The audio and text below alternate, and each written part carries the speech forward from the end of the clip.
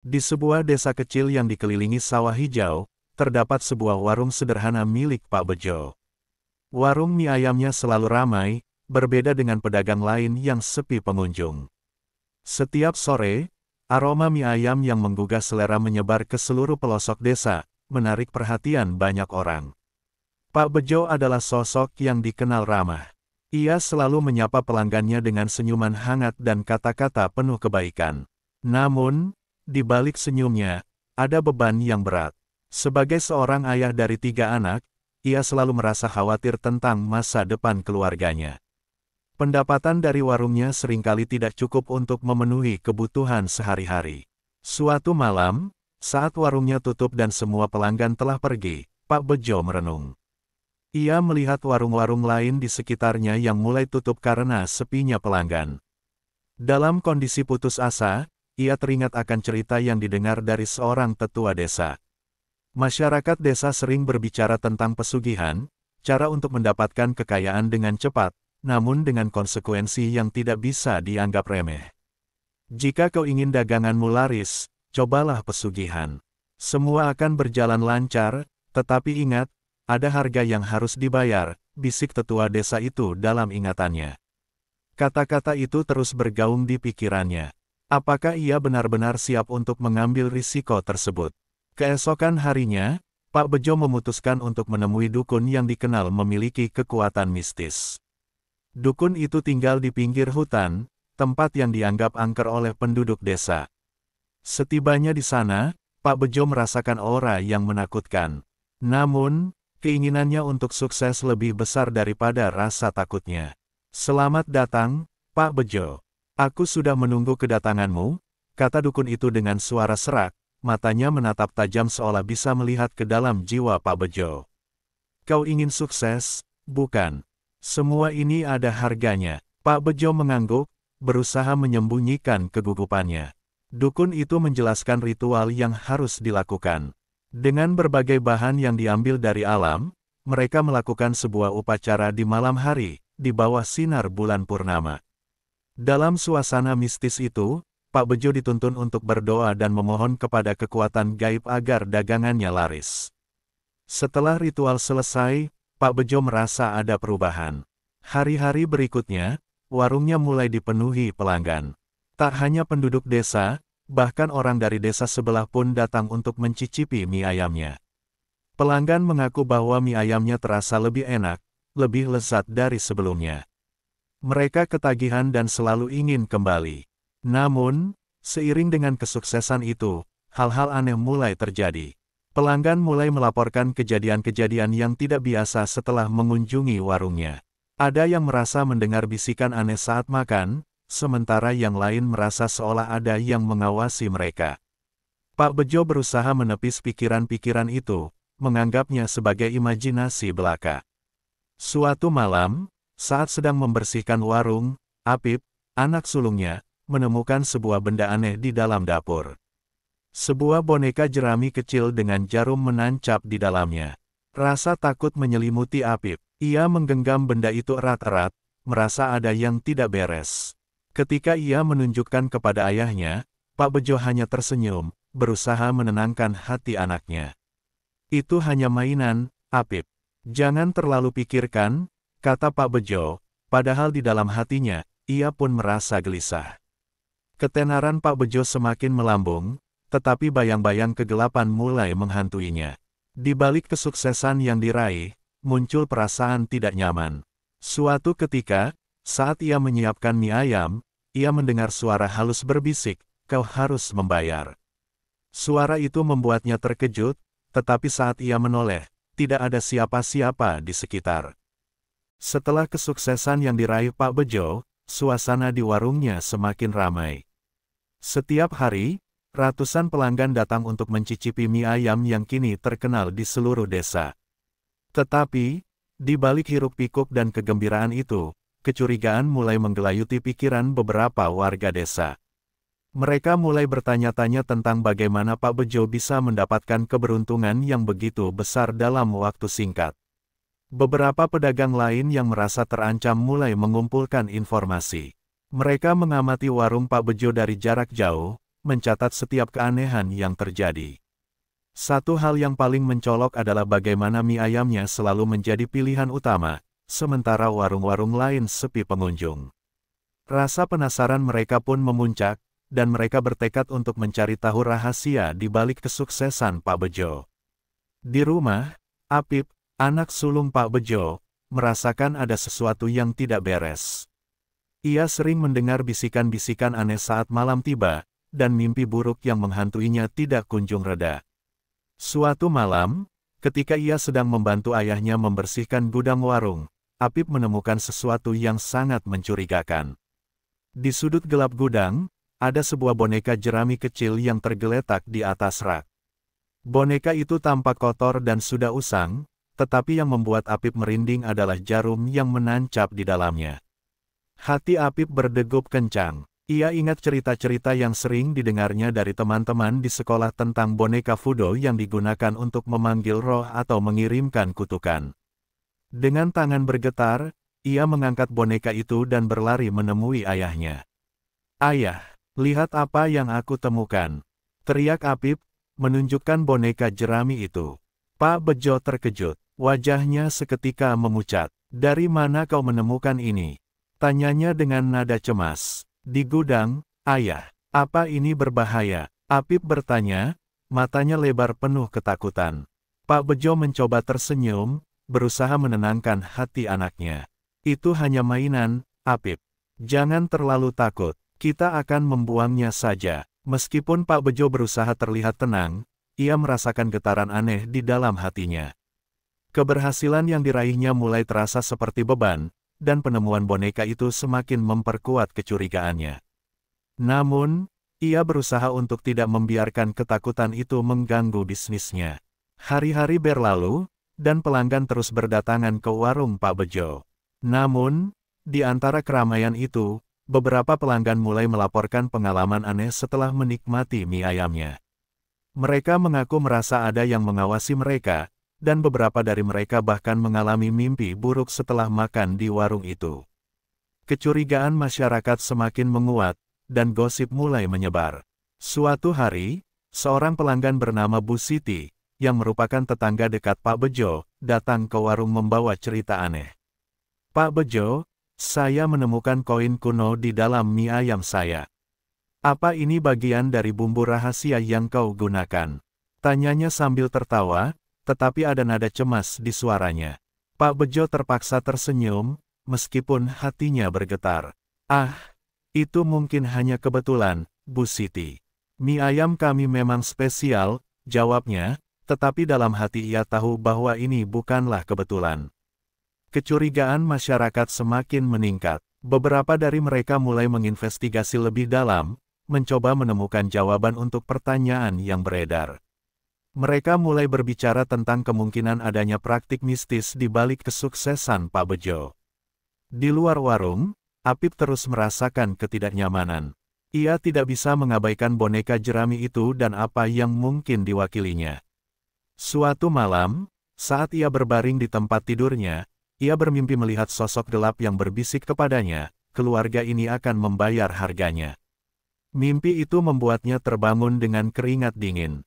Keesokan harinya, Apip memberanikan diri untuk berbicara dengan ayahnya.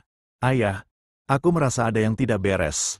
Mungkin kita harus berhenti menjual mie ayam ini," ujarnya dengan suara bergetar. Namun, Pak Bejo hanya tersenyum lemah.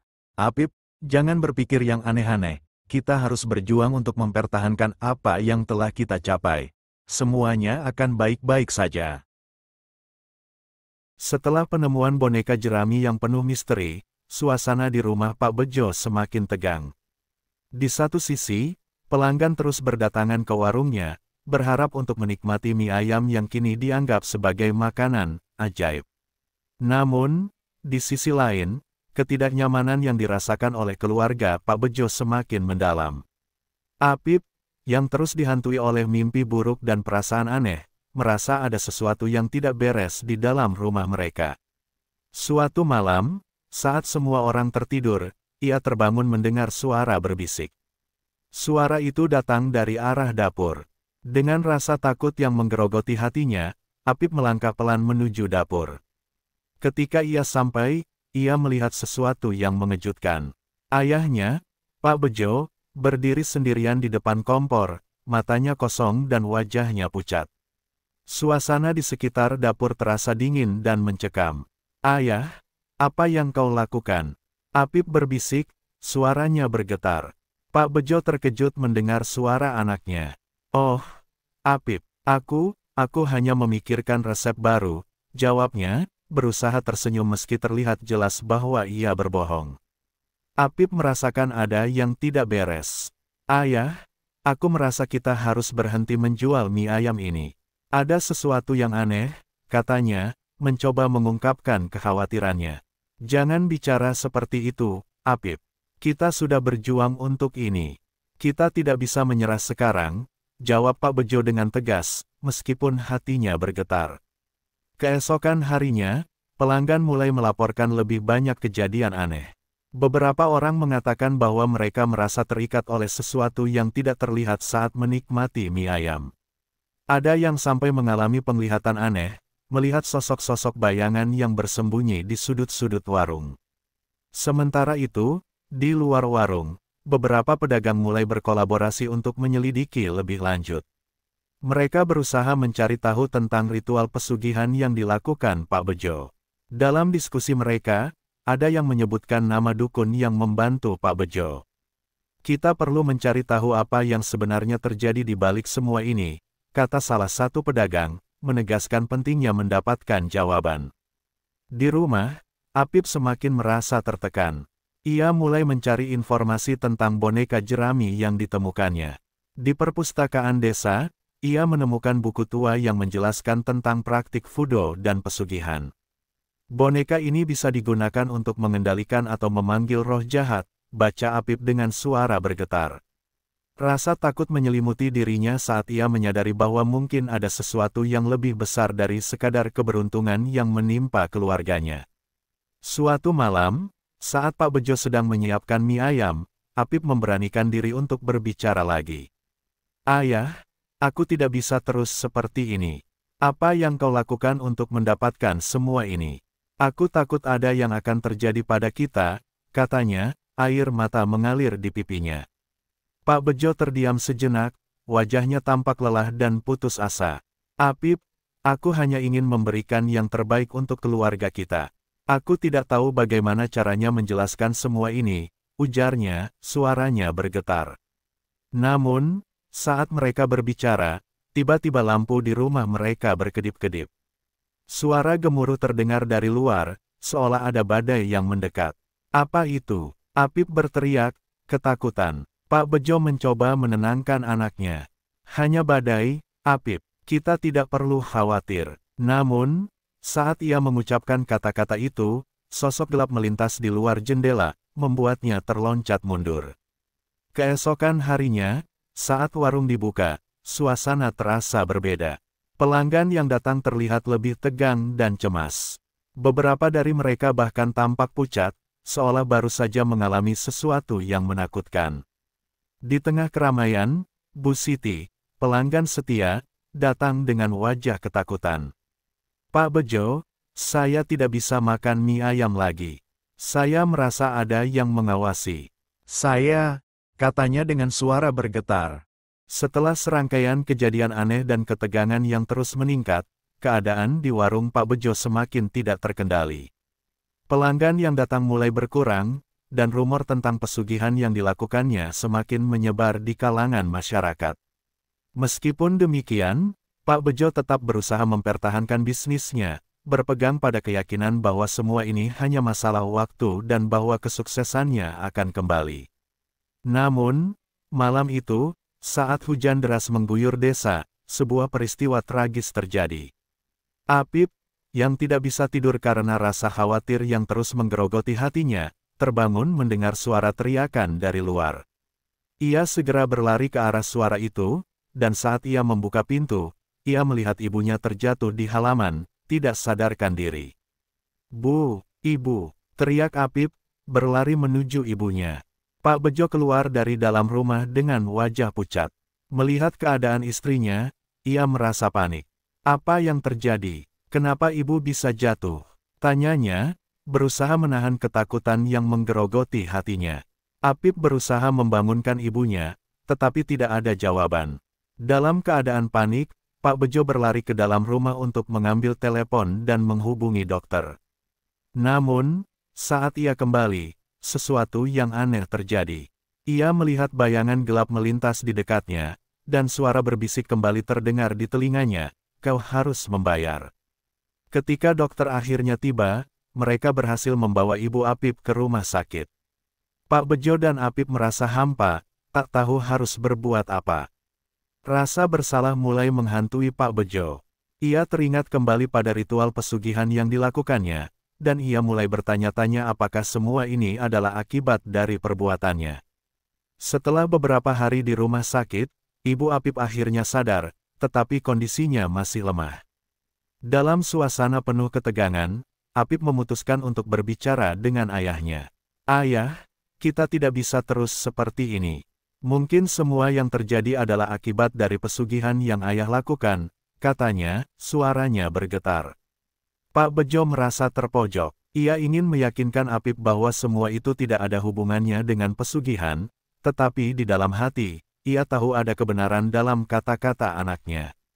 "Apip, aku hanya ingin memberikan kehidupan yang lebih baik untuk kita. Aku tidak tahu apa yang harus dilakukan," jawabnya, suaranya penuh penyesalan.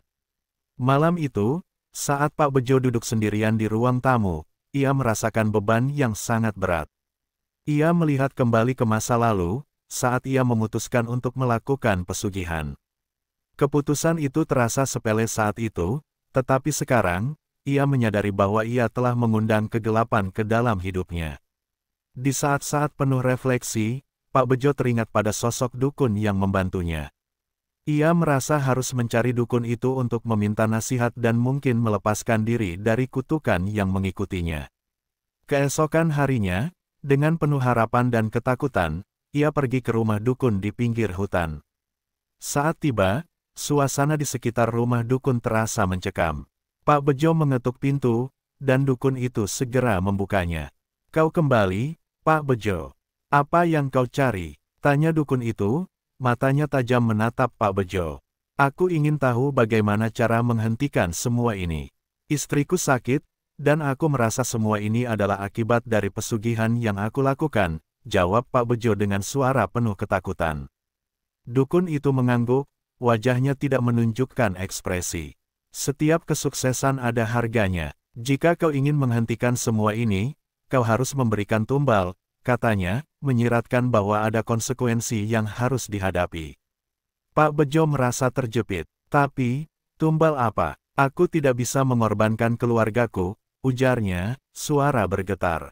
"Tumbal yang kau pilih. Jika tidak, keluargamu akan menderita lebih parah," dukun itu menjelaskan dengan tegas. Kembali ke rumah, perasaan terjebak semakin dalam. Apip dan ibunya masih dalam keadaan lemah, dan Pak Bejo merasakan tekanan yang semakin berat. Rasa bersalah dan penyesalan menyelimuti dirinya, tetapi ia merasa tidak memiliki pilihan. Dalam keputusasaannya, ia mulai mempertimbangkan pilihan-pilihan yang sangat sulit.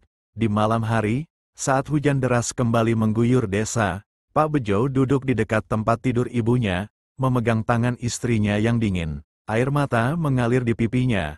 "Maafkan aku, sayang. Aku tidak tahu apa yang telah kulakukan. Jika aku bisa membalikkan waktu, aku akan melakukannya," bisiknya, merasakan penyesalan yang mendalam. Namun, saat ia berdoa, sosok gelap muncul di sudut kamar. "Kau harus membayar, Pak Bejo. Sudah saatnya untuk memilih."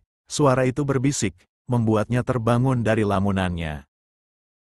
Keadaan di rumah Pak Bejo semakin memburuk. Istrinya, yang sebelumnya sehat, kini terbaring lemah di rumah sakit. Apip, yang terus merasakan ketegangan dan kegelapan yang mengancam, merasa semakin putus asa. Rasa bersalah yang menghantui Pak Bejo semakin dalam, dan ia tahu bahwa ia harus mengambil keputusan yang akan mengubah hidupnya selamanya.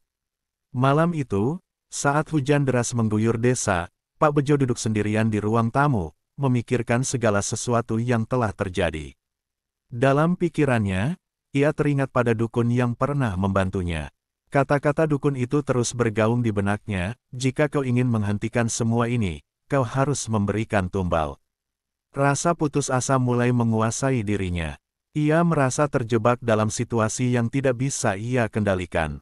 Dalam keputusasaannya, ia mulai mempertimbangkan pilihan yang sangat sulit. Apakah ia benar-benar harus mengorbankan sesuatu yang paling berharga dalam hidupnya untuk menyelamatkan yang lain? Keesokan paginya, Pak Bejo memutuskan untuk menemui dukun sekali lagi. Dengan harapan bahwa ada solusi yang bisa membebaskannya dari kutukan yang mengikutinya, ia bergegas menuju rumah dukun. Saat tiba di sana, suasana terasa lebih menakutkan daripada sebelumnya. Dukun itu menunggu di depan pintu, tampak serius. "Kau sudah datang. Apa keputusanmu?" tanyanya tanpa basa-basi. "Aku ingin mengakhiri semua ini. Tapi, aku tidak bisa mengorbankan keluargaku," jawab Pak Bejo, suaranya bergetar. "Setiap pilihan ada konsekuensinya. Jika kau ingin menyelamatkan keluargamu, kau harus memberikan tumbal. Pilihanmu harus jelas," dukun itu menjelaskan. Pak Bejo merasakan hatinya hancur. Ia tahu bahwa tumbal yang dimaksud bisa mengubah segalanya. Dalam pikirannya, satu nama muncul, Apip, anak sulungnya.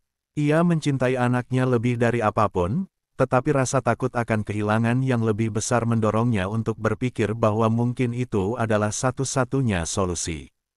Kembali ke rumah, Pak Bejo merasa bingung dan tertekan. Ia melihat Apip dan ibunya terbaring lemah, dan hatinya teriris. "Apa yang sudah aku lakukan?" bisiknya, air mata mengalir di pipinya. Dalam keadaan itu, ia berdoa, berharap ada cara lain untuk menyelamatkan keluarganya tanpa harus mengorbankan siapapun. Namun, malam itu, saat angin bertiup kencang, Pak Bejo terbangun melihat sosok gelap yang berdiri di sudut kamar. Suara berbisik kembali terdengar, "Waktunya sudah tiba. Kau harus memilih." Dalam keadaan panik, Pak Bejo berlari keluar rumah, berteriak memohon ampunan. "Tolong, jangan ambil keluargaku. Aku berjanji akan membuat segalanya lebih baik," teriaknya, tetapi suara itu hanya tertawa, menambah rasa takut yang menggerogoti hatinya. Di rumah sakit, keadaan ibunya semakin memburuk.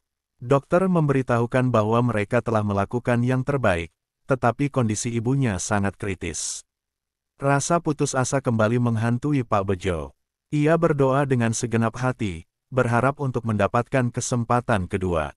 Malam itu, saat hujan turun deras, Pak Bejo memutuskan untuk melakukan upacara pemanggilan. Ia ingin berbicara dengan roh yang mungkin bisa membantunya. Dengan benda-benda yang didapat dari dukun, ia mengatur semuanya di halaman belakang rumah. Dalam hati, ia berdoa agar tidak ada yang terluka dan bahwa ia bisa mendapatkan perlindungan untuk keluarganya. Saat upacara dimulai, suasana menjadi semakin mencekam. Angin berhembus kencang, dan sosok-sosok bayangan mulai muncul di sekelilingnya. "Apa yang kau inginkan?" suara itu terdengar menggelegar. "Aku ingin menyelamatkan keluargaku. Aku tidak akan mengorbankan siapapun." Pak Bejo berteriak, suaranya penuh ketegangan. "Tapi kau harus membayar. Pilihanmu harus jelas," suara itu kembali berbisik. Dengan setiap detak jantung, Pak Bejo merasa terjebak dalam permainan kegelapan yang tidak bisa ia kendalikan. Dalam keadaan putus asa, ia akhirnya membuat keputusan yang sangat sulit. Ia memilih untuk mengorbankan dirinya sendiri demi menyelamatkan keluarganya. "Aku bersedia, ambillah aku, tetapi selamatkan keluargaku," teriak Pak Bejo, air mata mengalir di pipinya. Saat ia mengucapkan kata-kata itu, angin bertiup kencang, dan sosok-sosok bayangan mengelilinginya. Dalam sekejap, Pak Bejo merasakan tubuhnya menghilang, dan semua terasa gelap. Dia melihat wajah Apip dan ibunya, dan dalam sekejap, semua menjadi hampa. Keesokan harinya, Apip terbangun di rumah, merasakan keheningan yang aneh. Ia mencari ayahnya dan ibunya, tetapi tidak ada siapapun di rumah. Dengan rasa takut, ia berlari keluar, hanya untuk menemukan bahwa ayahnya tidak ada dimanapun. Keluarga itu akhirnya selamat, tetapi kehilangan Pak Bejo meninggalkan luka mendalam. Apip dan ibunya berusaha untuk melanjutkan hidup, tetapi rasa kehilangan dan penyesalan tidak akan pernah hilang. Mereka tahu bahwa semua yang terjadi adalah akibat dari keputusan yang diambil Pak Bejo. Dengan sendirian, Apip melihat ke arah langit, berharap ayahnya berada di tempat yang lebih baik. "Maafkan aku, Ayah. Aku seharusnya lebih mendengarkan," bisiknya, merasakan beratnya kehilangan.